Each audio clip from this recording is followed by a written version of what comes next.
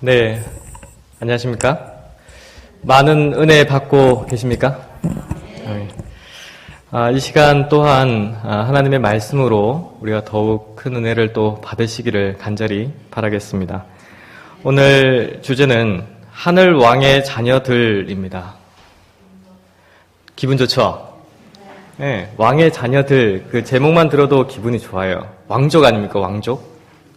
네. 하나님께서는 우리 모두를 왕족이라고 칭하시고 왕족으로 초대하고 계세요. 왕족이에요.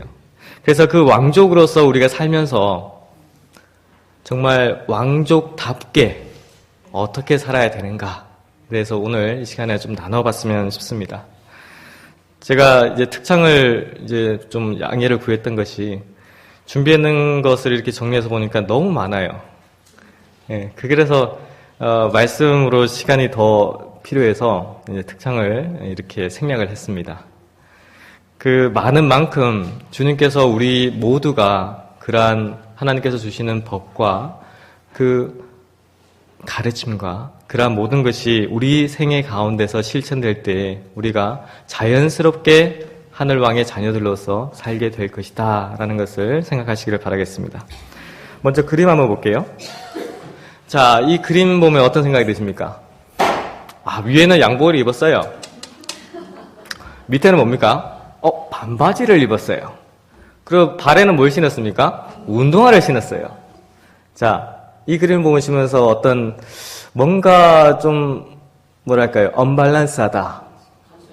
뭔가 이상하다라고 생각이 드십니까? 자, 영국의 유명한 왕족이 있죠. 네, 엘리자베스 퀸, 여왕, 엘리자베스 여왕. 많이 들어보셨을 거예요. 이 왕족들의 어떤 옷차림이나 행동 거지나 이렇게 한번 보십시오. 다릅니까? 달라요. 주님께서는 우리 모두를 뭐라고 부르십니까? 오직 너희는 택하신 족속이요 왕같은 제사장들이요 거룩한 나라요 그의 소유된 백성이니 이는 너희를 어두운 데서 불러내어 그의 기이한 빛에 들어가게 하신 자의 아름다운 덕을 선전하게 하려 하심이라. 놀라운 초대죠? 놀라운 초대예요. 프랑스 말에 이 말 아마 들어보신 분 계실 거예요. 노블레스 오블르 주. 불란스어로는 주라 그러고 영어로는 오블리제레라고 합니다. 오블리주. 이게 무슨 뜻인가요? 자, 프랑스어로 고귀한 신분, 귀족이라는 노블레스와 책임이 있다는 오블리주가 합해진 것, 즉 귀족은 귀족답게 행동해야 한다라는 말이다. 우리가 베드로전서의 말씀을 들었습니다. 왕같은 제사장들이다라고 하나님께서 명하셨어요. 그러면 그 왕같은 제사장들답게 말하고 행동하고 생애해야겠죠. 요한계시록 14장 12절에 어떤 말씀이 있습니까? 성도들의 인내가 여기 있나니 저희는 하나님의 계명과 예수의 믿음을 지키는 자니라. 우리가 어떻게 고귀한 신분으로서 그러한 왕족으로서의 품위를 지키면서 그리고 정말 뼛속부터 왕족인 채로 살 수 있는가? 하나님의 계명과 예수의 믿음이 있어야 돼요. 남은 교회는 천사들이 살펴보기를 원하고 선지자들과 왕들과 의인들이 깨닫고자 바라던 오묘들을 하나님께로부터 받은 기별을 통하여 세상에 전할 것이다. 우리가 속해 있는 교회의 이름이 뭡니까? 제7일 재림교 개혁운동 SDARM. 우리 교우님들이 자주 그런 얘기를 해요. 우리가 남은 교회다. 남은 백성이다. 남은 백성들께 살아야 된다. 그렇죠? 남은 교회는 어떠한 모습으로 지금 이 시대에 있을 것인가? 천사들이 살펴보기를 원하고 선지자들과 왕들과 의인들이 깨닫고자 바라던 오묘들을 간직하고 있어야 된다라는 거예요. 이게 어디로부터 오는 것입니까? 하나님께로부터 받은 기별, 하나님께로부터 오는 빛, 이것이 있는 자들이 바로 남은 교회다라는 거예요.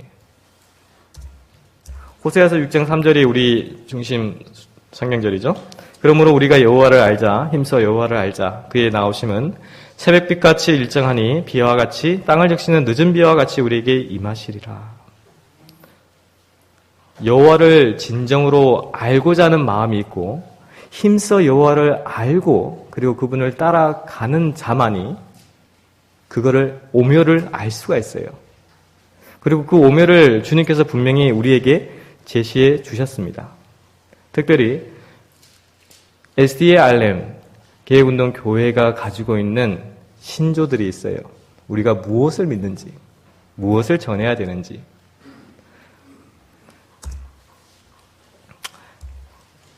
자, 이 책자 아마 많이 보신 분들도 계시고 읽어보신 분들도 계실 거예요. 그렇죠? 제7회 안식 예수재림교 개혁운동의 기본적인 그리스도인 신조들.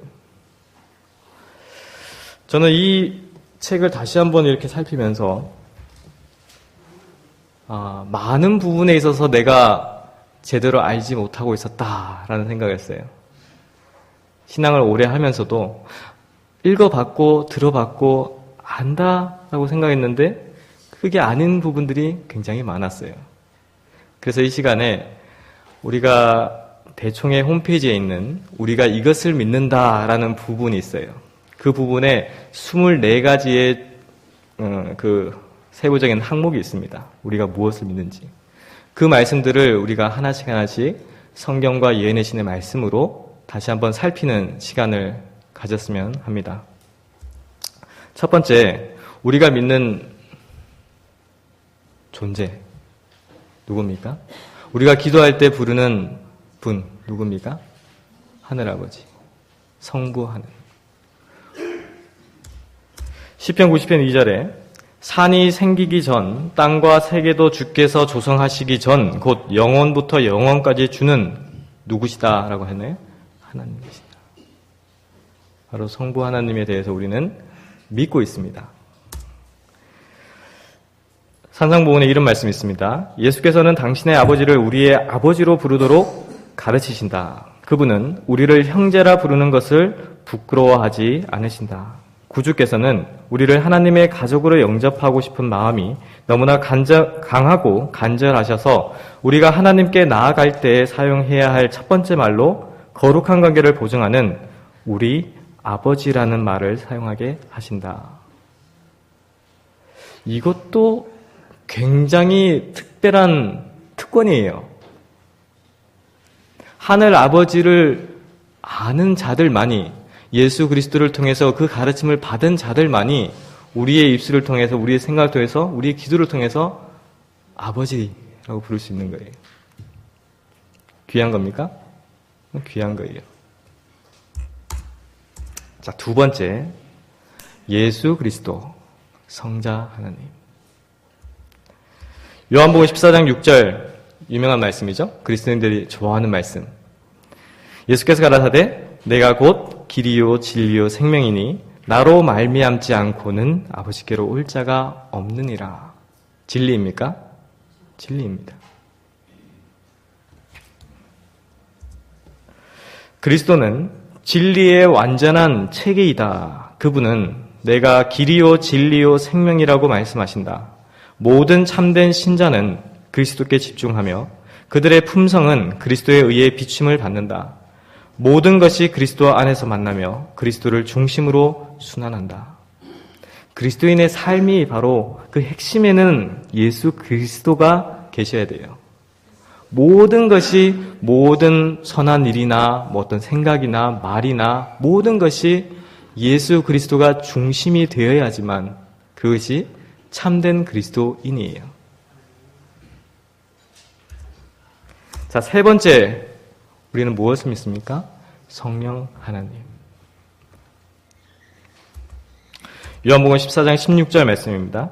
내가 아버지께 구하겠으니 그가 또 다른 보혜사를 너희에게 주사 영원토록 너희와 함께 있게 하시리니. 잠깐 있다가 말게 하신다 그랬나요? 영원토록 너희와 함께 있게 하시겠다. 성령은 갱생시키는 주선자로서 주시는 바 되었으며 이분이 없이는 그리스도의 희생이 아무 소용도 없을 것이다. 악의 세력은 여러 세기 동안 강해졌으며 이 사단의 속박에 사람들이 복종당하게 된 것은 놀라운 일이었다. 죄는 신성의 제3위의 강력한 작용을 통하여만 물리칠 수 있고 이겨낼 수 있으며 그분은 제한된 능력을 가지고 오시는 것이 아니라 하나님의 능력이 충만한 가운데에 오실 것이다. 세상의 구주께서 이루신 일을 효력 있게 만드시는 분은 누구시다라고요? 성령이시다. 우리 모두가 그래요. 믿음을 가지고 신앙하고 각자 경험들을 합니다. 그 가운데서 예수님과 하늘아버지를 발견해요. 그러한 모든 일을 가능하게 하는 존재 누굽니까? 바로 성령을 통해서예요. 성령 하나님을 통해서 우리가 개심한다 그랬고요. 회개한다 그랬고요. 구주를 필요한다 그랬고요. 그리고 그 구주가 내 개인의 구주임을 확신하게 돼요. 자, 네 번째는 바로 성경입니다. 성경. 디모데후서 3장 16절에 어떤 말씀이 있죠? 모든 성경은 하나님의 감동으로 된 것으로 교훈과 책망과 바르게 함과 의로 교육하기에 유익하니. 이 성경책이요, 굉장히 신기해요. 네? 신기해요. 이 세상에 참 많은 책들이 나옵니다. 맞죠? 1년에도 수많은 책들이 나와요. 그 수많은 책들 가운데서 끊임없이 사람들에게 관심을 받는 책, 성경이에요. 이 성경에 기록되어 있는 저자들, 같은 동시대에 있었던 사도들이었습니까? 아니에요. 그 긴 시간 동안에 서로 다른 장소에서 서로 다른 인물이 글을 기록했지만 그 글이 하나같이 누구를 찬양하고 누구를 향한 것입니까? 하나님을 향한 거예요. 그래서 성경은 어떻게 만들어진 것이라고요? 하나님의 감동으로 된 것이다. 성경은 모든 역사서 중 가장 놀라운 역사서인데 이는 제한된 인간의 마음에서 나온 것이 아니요 하나님으로부터 나온 것이기 때문이다. 성경은 우리를 여러 세기를 거슬러 만물의 창조 때부터 그것이 아니었다면 결코 알 수 없었던 세대의 역사와 그 장면들을 나타내주고 있다. 귀중하게 생각하십시오. 여러분들이 가지고 있는 성경책을 귀하게 생각하십시오. 자, 다섯 번째, 십계명입니다. 마태복음 5장 18절 말씀이요. 진실로 너희에게 이르노니 천지가 없어지기 전에는 율법의 1.1획이라도 반드시 없어지지 아니하고 다 이루리라. 하늘에 있는 하나님의 성전이 열렸을 때 언약궤가 보였다. 하늘에 있는 성전의 지성소에는 하나님의 율법, 곧 하나님께서 친히 시내산의 우레의 가운데서 말씀하시고 당신의 손으로 친히 돌판 위에 기록하신 그 십계명이 거룩하게 보관되어 있다. 십계명 중요합니까? 중요해요. 그 돌판이 중요할까요? 아니면 그 돌판 위에 기록한 하나님의 그 말씀이 중요할까요? 십계명을 생각할 때 굉장히 무겁게, 어렵게 그렇게 생각을 해요. 그 돌판의 무게에 짓눌려서 그렇게 느끼는 것 같아요. 근데 그 돌판에 기록되어 있는 하나님의 메시지, 하나님의 명령, 하나님의 율법에 대해서는 주의 깊게 보지 않아요. 우리가 어디에 집중해야 됩니까? 그 말씀에 집중해야 돼요. 자, 여섯 번째, 안식일입니다. 자, 출애굽기 20장 8절 다들 외우시죠? 안식일을 기억하여 거룩히 지키라.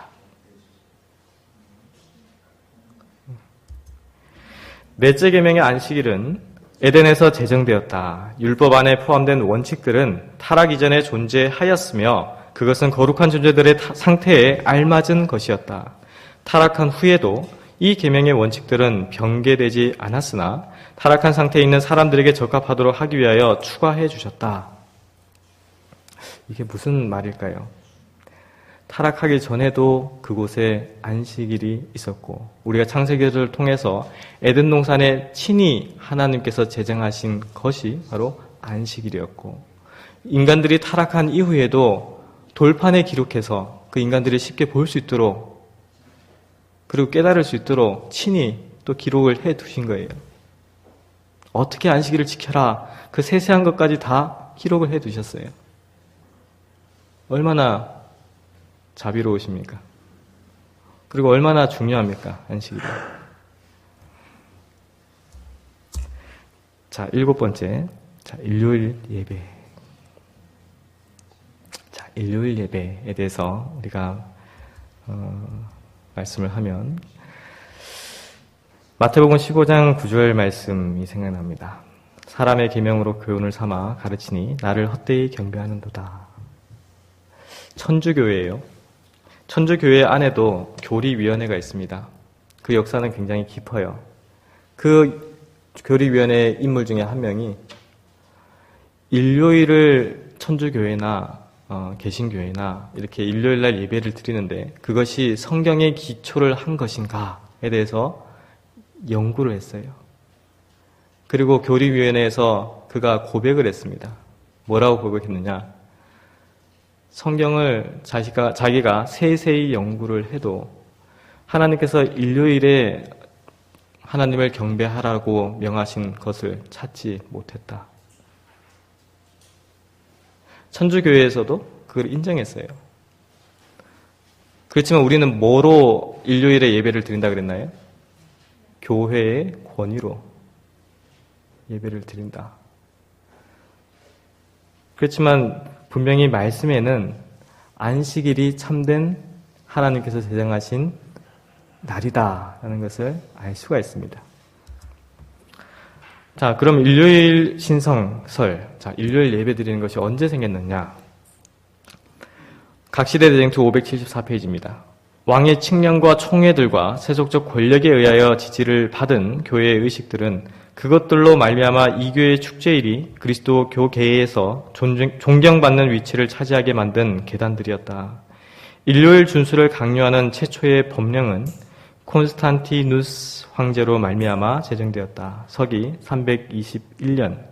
이 칙령은 도시인에게는 존경할 만한 태양의 날에 휴식할 것을 요구하면서 농촌 사람들에게는 농사일을 계속하도록 허락하였다. 이것은 사실상 이교도의 법규였으나 황제가 형식상으로 그리스도인이 된 후 시행되었다. 이것이 근원이에요. 자, 그 다음 보겠습니다.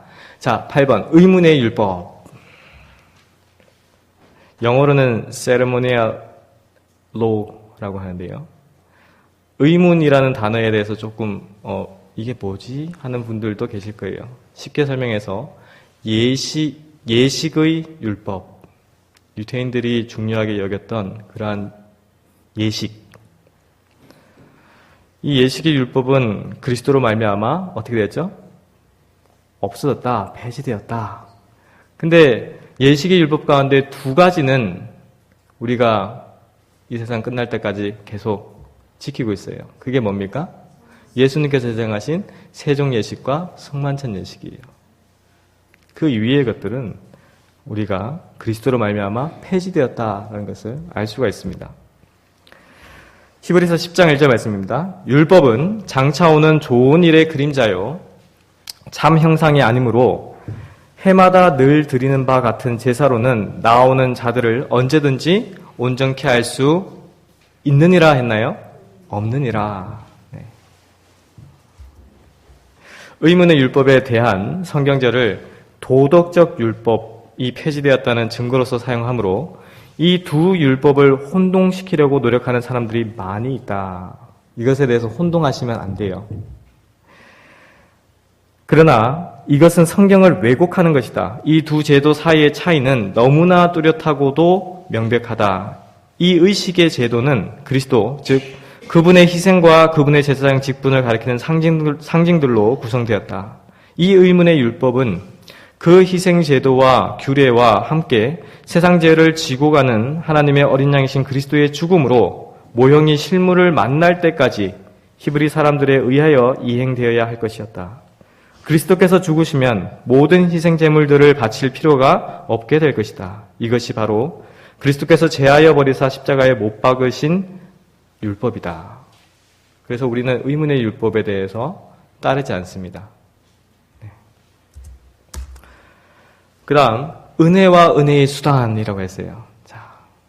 자, 은혜에 대해서 우리가 자주 얘기하고 우리 강사님들을 통해서 많이 들었습니다. 우리의 구원이 그 자체가 그리스도의 은혜예요. 그래서 우리는 은혜를 계속 받고 있습니다. 그리고 은혜에 받는 수단들이 또한 있습니다.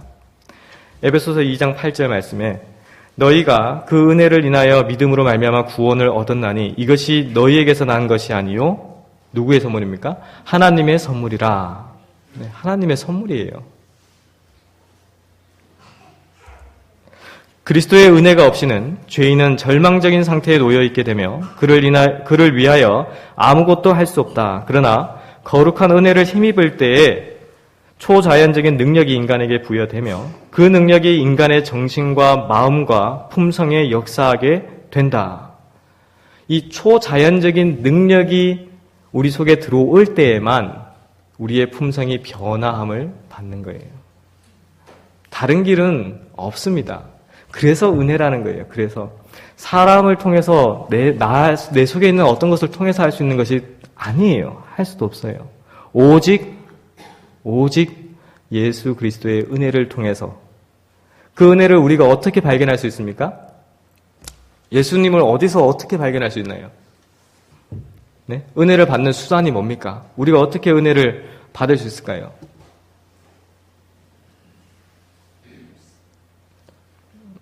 우리 연변의 이집사님이 말씀 그랬어요. 네, 맞아요. 가장 가까이 있어요. 하나님의 말씀을 통해서, 성령을 통해서, 예수 그리스도를 통해서 받는 거예요. 자, 그 다음 거듭남입니다. 거듭남. 요한복음 3장 3절에 예수께서 대답하여 가라사대 진실로 진실로 내게 이르노니 사람이 거듭나지 아니하면 하나님 나라를 볼 수 없느니라. 하나님 나라를 보고 싶으십니까? 제가 저번 시간에 이제 에덴 동산을 약간 뿌연 그 사진을 보여드렸는데요. 새로운 땅, 새 땅에는 그 에덴 동산보다 더 그 사진도 에덴 동산을 다 묘사하지 못합니다. 라고 했어요. 하나님의 나라는 얼마나 아름다울까요? 그 하나님의 나라를 볼 수 있는 방법이 거듭나는 자들, 새로 나는 자들만이 볼 수 있다라고 말씀을 하셨어요. 진리가 생애 속에서 항구적으로 거하는 원칙이 될 때에 영혼은 거듭난다. 어떻게 거듭난다고요? 우리가 어떻게 거듭날 수가 있습니까? 어떻게 새로남을 경험할 수 있습니까? 진리가 있어야 되고요. 진리. 하나님의 진리가 있어야 돼요. 진리가 우리의 생애 속에서 항구적으로 거하는 뭐가 될 때요? 원칙이 될 때. 그냥 어떤 때는 따르고 어떤 때는 따르지 않고 어떤 때는 이렇게 변했다가 어떤 때는 저렇게 변했다가 변하는 것은 뭡니까? 원칙이 아니에요.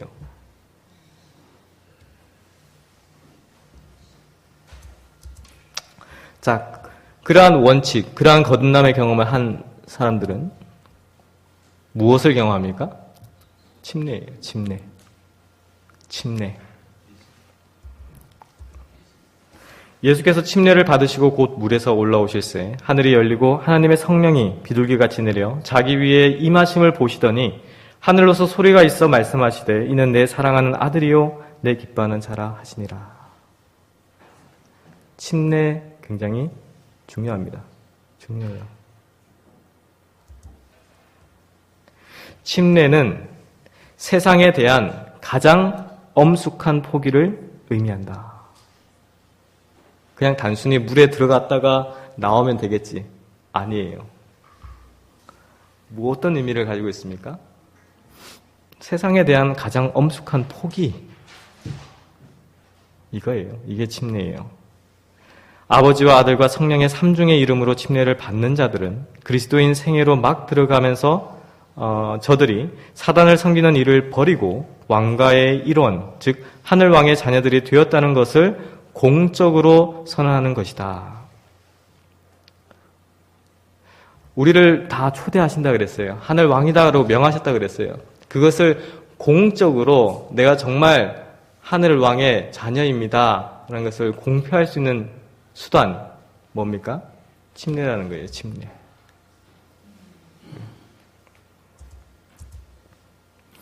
그 다음 세종 예식입니다. 세종 예식.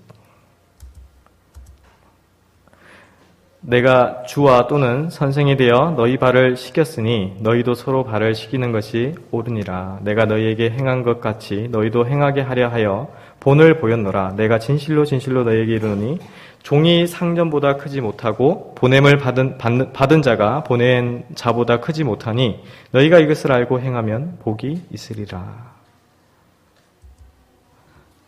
이 세종 예식은 성만찬 예식을 준비하도록 그리스도께서 제정하신 것이다.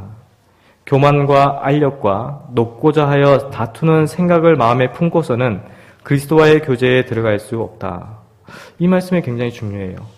교만과 알력과 높고자 하여 다투는 생각을 마음에 품고서는 그리스도와의 교제에 들어갈 수 없다. 그리스도와 함께하기를 굉장히 갈망합니다. 원합니다. 그렇지만 내 마음 가운데 뭐가 있으면요? 교만, 알력, 높고자 하는 마음, 자기를 찬양하고자 하는 마음, 내세우려는 마음. 그런 것이 있으면 자연스럽게 누구와 멀어집니까? 그리스도와 멀어지는 거예요. 나는 가고 싶지만 멀어지는 거예요. 그 다음 이제 성만찬 예식입니다. 누가복음 22장 19절에서 20절 말씀입니다. 또 떡을 가져 살아야 하시고 떼어 저희에게 주시며 가라사대 이것은 너희를 위하여 주는 내 몸이라 너희가 이를 행하여 나를 기념하라 하시고 저녁 먹은 후에 잔도 이와 같이 하여 가라사대 이 잔은 내 피로 세우는 새 언약이니 곧 너희를 위하여 붓는 것이라. 성만찬 예식. 인류의 구원은 마음을 깨끗게 하는 그리스도의 보혈을 계속적으로 저들의 마음에 적용하는 데 달려있다. 그러므로 주님의 성찬식은 때때로 혹은 해마다 행하는 것이 아니고 해마다 행하셨던 유월절보다 더욱 자주 행해져야 할 것이다. 그래서 이 세종 예식과 성만찬 예식은 그리스도께서 제정하신 것이고 그리스도를 기념하는 것이고 우리 마음 가운데 더욱 겸손한 마음 그리고 그 떡과 포도즙을 마시면서 예수 그리스도를 더욱 개인의 마음 가운데 더욱 깊이 간직하는 그러한 일을 우리 각자가 해야 할 것입니다. 자, 14번째가 조사심판이에요. 이 조사심판에 대해서는 우리 강사님들께서 참 많이 이렇게 자세하게 또 설명을 하셨습니다. 그래서 특별히 더 자세하게 할 것이 없다라고 생각을 하고요. 다니엘서 8장 14절 말씀 읽어드리겠습니다. 그가 내게 이르되 2300주야까지니 그때의 성소가 정결하게 함을 입으리라 하였느니라. 1844년 이후로 하늘에 조사심판이 있고 그 조사심판은 누구를 위한 거라고 하셨나요? 이 조사심판은 가운데 보면은 이 조사심판은 그리스도께서 당신의 백성을 구원하러 오시기 전에 해야 할 사업이다. 당신의 백성을 부르기 위해서 당신의 백성을 그 아름다운 하늘에 데려가기 위해서 살펴보는 거예요. 하나님은 시험하신다라고 했어요. 그냥 막무가내로 우리가 하늘나라 가는 것이 아니에요. 정말 진실로 믿고 있는지 아니면 그냥 모양으로만 믿고 있는지 우리 각자를 시험하실 것이고 우리 각자는 그 시험 가운데서 오직 그리스도를 붙들지 않으면 어떻게 됩니까? 실패하게 될 것이에요. 그래서 현대 진리를 우리가 교회에서 자주 가르칩니다. 현대 진리가 뭡니까? 지금 이 시대에 하나님께서 주신 기별. 내가 입 맞은 자의 수를 들으니 이스라엘 자손의 각 지파 중에서 입 맞은 자들이 14만 4천이니. 14만 4천에 관한 우리 특창을 영어로 불렀었죠. 굉장히 듣기 좋았죠. 저는 그 가사를 이렇게 제 개인적으로 이렇게 번역을 하면서 이제 시처럼 이렇게 적었는데요. 그 내용이 너무 좋아요. 우리가 어떠한 자들인가, 우리가 이 땅에서 어떠한 승리를 거둘 것인가, 우리가 유리바닷가 위에서 승리의 노래를, 검은고를 타며 어린 양의 노래를 어떻게 부를 것인가. 셋째 천사의 기별은 온 땅으로 나아가야만 한다. 그리고 저들의 주의를 하나님의 계명과 예수의 믿음으로 돌려야만 한다. 그 관심을 내 자신에게 돌리는 겁니까? 아, 저 사람 참 경건해 보인다. 참 거룩해 보인다. 그렇게 돌리는 겁니까? 아니에요. 우리의 기별을 듣는 모든 이들이 바로 하나님의 계명과 예수의 믿음이 과연 무엇인가? 저들이 그렇게 생애하고 그렇게 행동하는 이유가 과연 무엇인가? 거기에 주목하도록 해야 되는 것이에요. 자, 그 다음 우리에게 무엇을 주셨습니까? 예언의 은사. 하나님이 가라사대, 사도행전 2장 17절 말씀입니다. 하나님이 가라사대, 말세에 내가 내 영으로 모든 육체에게 부어주리니 너희의 자녀들은 예언할 것이요 너희의 젊은이들은 환상을 보고 너희의 늙은이들은 꿈을 꾸리라. 옛날에 하나님께서는 선지자와 사도들의 입을 통하여 사람들에게 말씀하셨다. 오늘날 그분의 성령의 증언들을 통하여 사람들에게 말씀하신다. 하나님의 뜻과 당신의 백성들이 따르기를 바라시는 길에 대하여 오늘날 백성들을 가르치시는 것보다 더 열렬하게 하나님께서 당신의 백성들을 가르치신 적은 없었다. 옛날 구약시대의 사도들의 생애를 한번 상상을 해보셨나요? 한번 생각을 해볼까요? 그들이 우리처럼 이렇게 아름다운 성경책을 가지고 있었을까요, 각자? 아니에요. 두루마기 성경을 가지고 있었어요. 그 두루마기 성경이 각자가 다 가지고 있었을까요? 그것도 아니에요. 말씀 듣기가 쉬웠을까요? 굉장히 어려웠어요.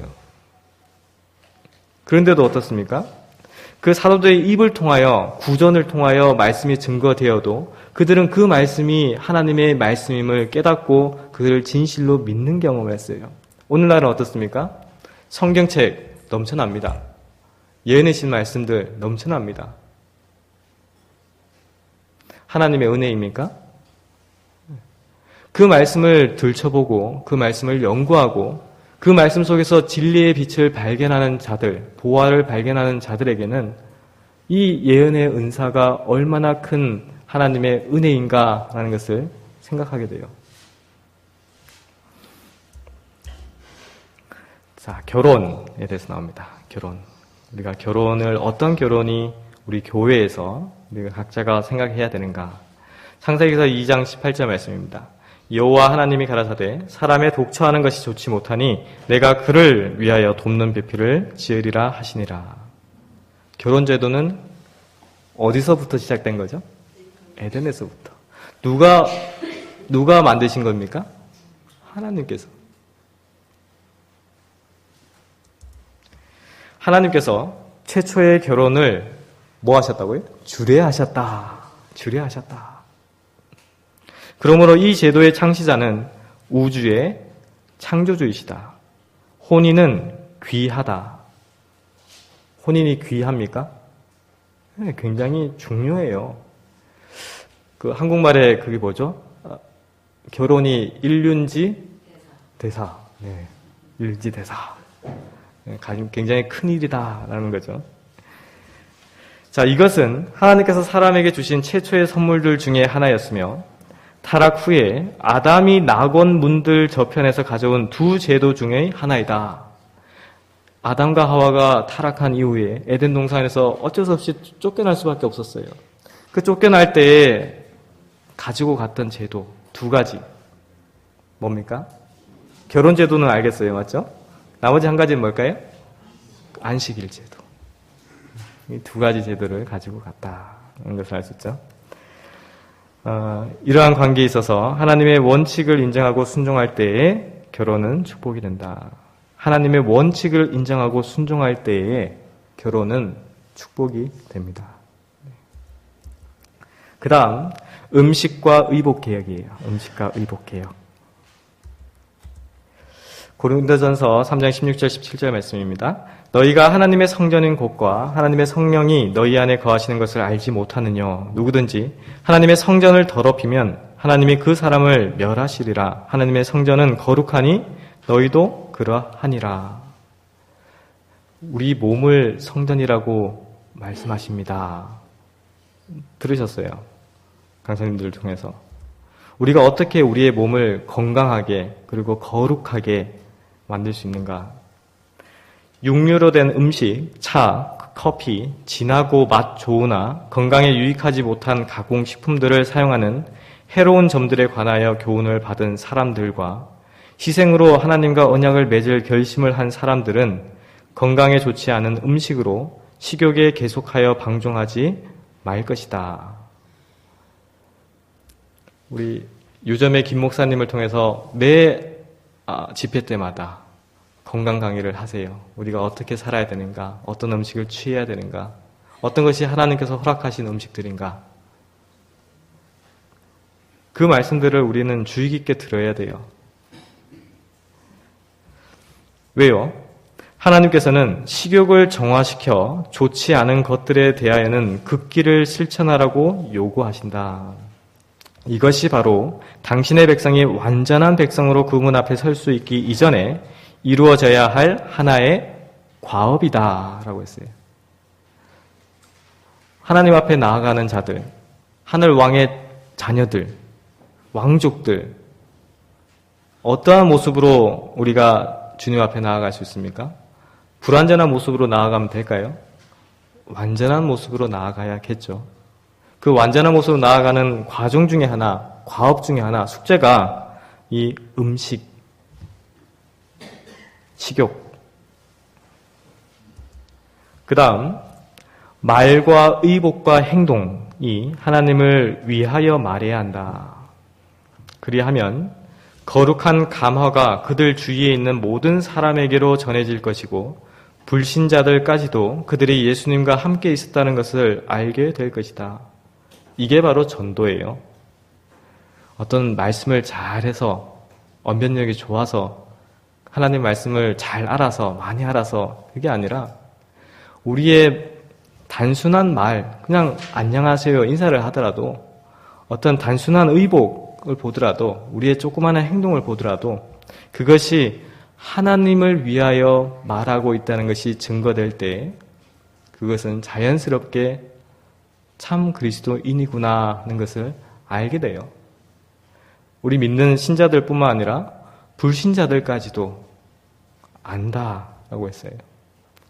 그게 선교 아닙니까? 네, 이게 선교예요. 그 다음 하나님의 교회가 있습니다. 교회가 있어요. 우리 모두는 그냥 각자 독립군처럼 각자 이렇게 하는 것이 아니에요. 교회가 있어요. 조직이 있습니다. 디모데후서 3장 15절 하단 말씀인데요. 이 집은 살아계신 하나님의 교회요 진리의 기둥과 터이니라. 와, 진리의 기둥과 터. 어디서 많이 보신 단어죠? 네? 우리 아침 만나 책, 네. 기도력 책. 제목이 진리의 기둥과 터예요. 교회는 사람을 구원하기 위해 하나님께서 세우신 기관이다. 교회는 봉사를 위하여 조직되었으므로 그 사명은 온 세상에 복음을 전하는 것이다. 태초부터 하나님은 당신의 교회를 통하여 당신의 충만과 풍족을 온 세상에 나타내시려고 계획하셨다. 하나님께서 어두움에서 불러내어 그의 기이한 빛 가운데 들어가게 하신 교인들은 하나님의 영광을 나타내어야 한다. 교회는 그리스도의 풍성한 은혜의 보고이므로 종국에는 교회를 통하여 하늘에 있는 통치자들과 권위자들에게까지 하나님의 사랑이 가장 완전하게 나타날 것이다. 이 교회를 하나님께서 두신 목적에 대해서 기록이 되어 있습니다. 이거를 자세히 한번 보세요. 우리가 교회의 일원들로서 남은 교회라고 하는 이 SDA 알렘 교회 안에 교인들로서 어떻게 우리가 마음을 가져야 되고 어떻게 이 세상을 위해서 하나님의 사업을 해야 할 것인가, 그 길에 대해서 나타나고 있어요. 그 봉사가 어떠한 봉사가 되어야 되는가, 그 가운데 어떠한 사랑을 가져야 되는가. 자, 교인들, 우리가 교회에 조직된 교인들로서 이 11조와 헌물에 대해서 아실 겁니다. 제가 재무를 맡다 보니까 이 부분에 있어서 굉장히 민감해요. 그래서 정말 11조와 헌물에 대해서 우리가 어떠한 마음으로 하나님 앞에 헌금을 해야 될 것인가, 어떠한 마음으로 나의 수입 가운데 11조를 구분해서 드려야 할 것인가에 대해서 생각이 많은데요. 말라기서 3장 10절 말씀에 어떤 말씀이 있죠? 만군의 여호와가 이르노라, 너희의 온전한 11조를 창고에 들여 나의 집에 양식이 있게 하고 그것으로 나를 시험하여 내가 하늘 문을 열고 너희에게 복을 쌓을 곳이 없도록 붙지 아니하나 보라. 11조가 의무일까요? 기부일까요? 의무예요. 의무. 우리의 수입 가운데 하나님께서 그 모든 수입을 주셨다는 것을 인정하고 하나님이 내 생애를 온전히 이끄신다를 인정한다면 당연히 하나님께서 명하신 바 그 10분의 1을 구별해서 하나님께 드려야 되는 것이 그리스도인의 의무예요. 예외가 있을까요? 없습니다. 우리 인간은 속일 수 있어요. 인간은 모르잖아요. 그 사람의 수입이 얼마인지 어떤지. 그렇지만 하나님은 모르실까요? 아십니다. 그래서 그것을 셈하신다라고 하셨어요. 그래서 우리 모두가 정말 하나님 앞에 충성되게 구분한다면 하나님의 교회가 하나님의 사업을 하는데 더 힘을 얻겠죠. 네. 각 사람은 규칙적으로 하나님의 축복으로 하여 얻어진 자기의 수입을 검토하여 11금은 주님의 거룩한 것이 되도록 별도로 따로 떼어 놓으라. 이 돈은 어떠한 경우에든지 어떤 다른 곳에 사용해서는 안 된다. 이것은 오직 복음 사업을 유지하는 데 사용해야 한다. 11금을 따로 떼어 놓은 후에 하나님께서 내게 복 주신 대로 예물과 헌금을 배분하라. 이 말씀을 잘 기억하시기를 바라겠습니다. 자, 재림입니다. 시간이 많이 지나가서 좀 빨리빨리 진행하도록 하겠습니다. 재림의 광경에 대해서는 이거를 한번 생각만 해도 굉장히 긴 시간 이야기를 해야 될 것 같아요. 이 재림의 광경을 우리가 한번 생각만 해도 얼마나 감사한 일인가. 그 감사함을 표현할 때 어떻게 표현할 수 있을까요? 자, 요한복음 14장 3절 말씀에 가서 너희를 위하여 처소를 예비하면 내가 다시 와서 너희를 내게로 영접하여 나 있는 곳에 너희도 있게 하리라. 예수님의 이 초청, 이것이 모든 그리스도인들의 소망으로 자리 잡고 있어요. 그것이 재림을 고대하고 기다리는 재림 신도라면 모두가 이 말씀을 기억하고 있어요. 자, 살아남은 의인들은 순식간에 홀연히 다 변화한다. 하나님의 음성으로 그들은 영광스러운 몸으로 변하였다. 그들은 이제 죽지 않을 몸으로 바뀌어져 부활한 성도들과 함께 끌려 올라가 공중에서 주님을 영접한다. 천사들은 그 택하신 자들을 하늘 이 끝에서 저 끝까지 사방에서 모은다. 어린아이들은 천사들에 의하여 어머니들의 팔에 안긴다. 사망으로 오랫동안 헤어졌던 친구들이 다시 만나 다시는 헤어지지 않게 되며 그들은 함께 즐거운 노래를 부르면서 하나님의 도성으로 올라간다. 아멘입니까? 정말 이러한 재림이 하루속히 오기를 간절히 바랍니다. 22번째죠. 22번째는 인간의 본성과 죽은 자의 상태에 대해서 우리는 분명히 알고 있어야 됩니다. 인간의 본성에 대해서는 롤리 목사님을 통해서 얼마나 인간의 마음이 악하고 더러운가, 얼마나 죄인인가에 대해서는 많이 공부를 했을 겁니다. 창세기서 3장 19절 말씀에 내가 얼굴에 땀이 흘러야 식물을 먹고 필경은 흙으로 돌아가리니 그 속에서 내가 취함을 입었음이라. 너는 흙이니 흙으로 돌아갈 것이니라 하시니라. 이 세상에 어떠한 사람도 이것에서 제외될 수가 없습니다. 없어요. 흙으로 돌아갑니다. 죄의 결과로. 제가 어저께 좀 잠을 설쳤는데 한 새벽 4시쯤에 저도 모르게 잠이 푹 들었어요. 그리고 6시에 툭 일어났습니다. 누가 저를 불러서. 근데 그 2시간이 기억이 안 나요. 아무것도 기억이 안 나요. 잠이 언제 들었는지도 모르게 들었다가 누가 부르는 소리에 눈을 떡 떴는데 그 2시간이 아무 생각이 안 납니다. 죽음이 어떨까요? 똑같아요.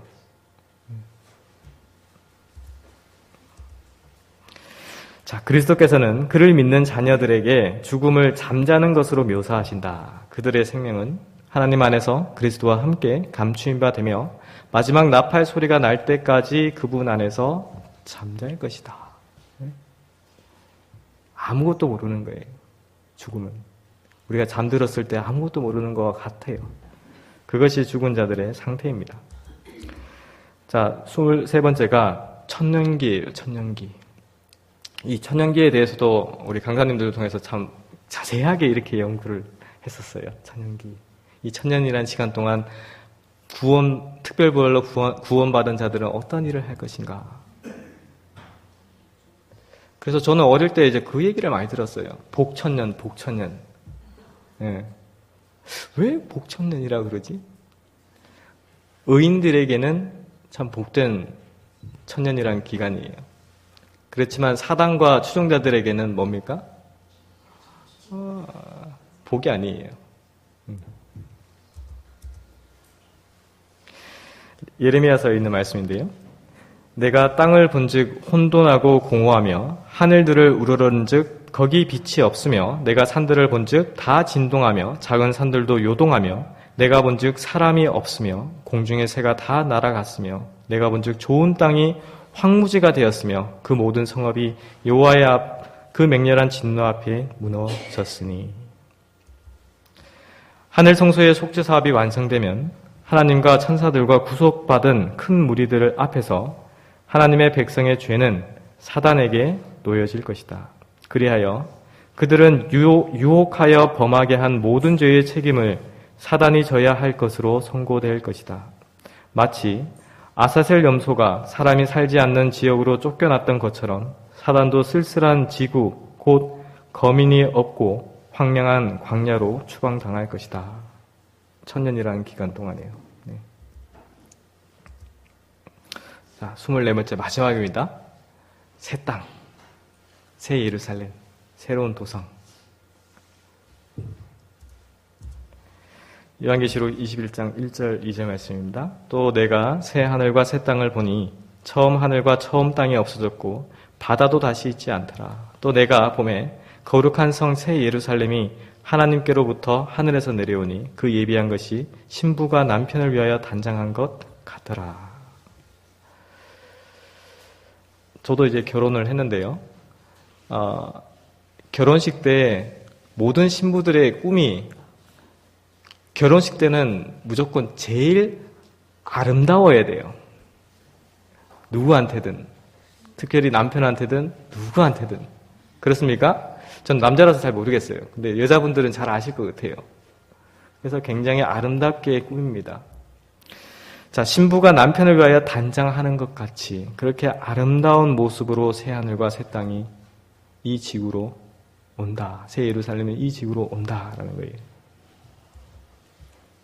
구속의 사업은 완성될 것이다. 죄가 많던 곳에 하나님의 은혜가 더욱 풍성하여진다. 사단이 자기의 것이라고 주장한 바로 이 땅, 지구 자체가 속량함을 받을 뿐 아니라 높임을 받게 될 것이다. 죄의 저주 아래서 하나님의 영광스러운 창조물 가운데 한 오점이 되었던 이 작은 세계는 하나님의 우주 안에 있는 다른 모든 세계보다 더욱 영광을 받게 될 것이다.